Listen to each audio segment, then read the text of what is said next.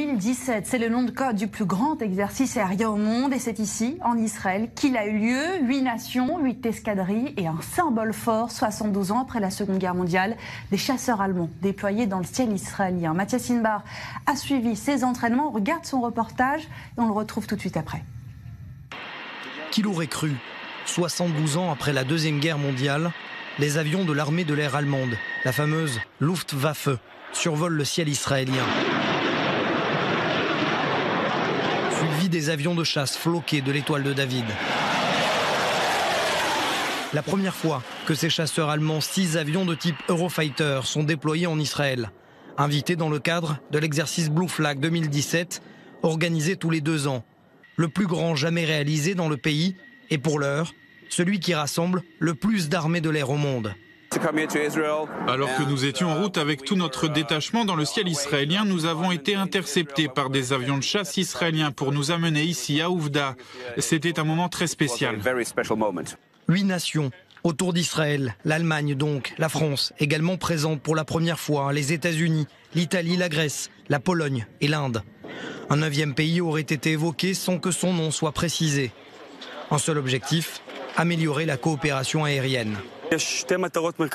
Nous nous sommes fixés 2 objectifs. Améliorer le degré de préparation militaire tant des pilotes israéliens que des étrangers présents ici et renforcer le lien entre les pays participants au niveau tactique au cours des différents exercices ici à la base d'Ouvda. Avions de chasse israéliens à côté d'appareils étrangers, entraînement conjoint, menaces conjointes, objectif partager les mêmes techniques de combat pour faire face au scénario du pire. Mais on ne parle pas ici de géopolitique, de zone d'action en particulier, mais de stratégie aérienne, a insisté le colonel Itamar. Cet exercice ne traite pas de menaces de groupe ou d'état spécifiques. Nous traitons des scénarios basiques qui sont voués à améliorer le degré de préparation professionnelle des pilotes. La France, elle, n'avait plus envoyé d'escadrille en Israël depuis 1956. Cette fois, 5 avions de chasse de type Mirage 2000D, des chasseurs bombardiers spécialisés dans les sorties air-sol, participent aux manœuvres. C'est un exercice qui nous permet encore une fois de nous entraîner tous ensemble à réaliser des missions complexes. Parce que même si on est capable chacun de réaliser notre mission, l'important c'est d'être tous ensemble et de réaliser la mission qui nous a été collectivement donnée. Un incroyable playground qui permet aux pilotes, en plein désert du Negev, dans la base d'Ouvda, de s'entraîner dans les conditions du réel.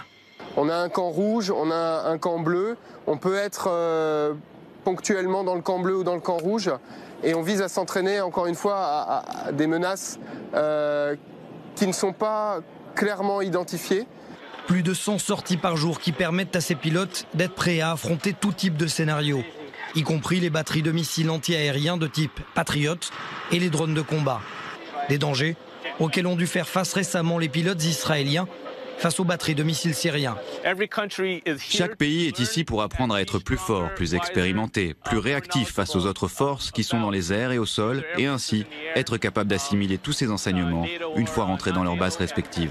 Un exercice international Blue Flag d'une importance tant tactique que diplomatique pour Israël, dans des régions du Proche et Moyen-Orient toujours aussi instables.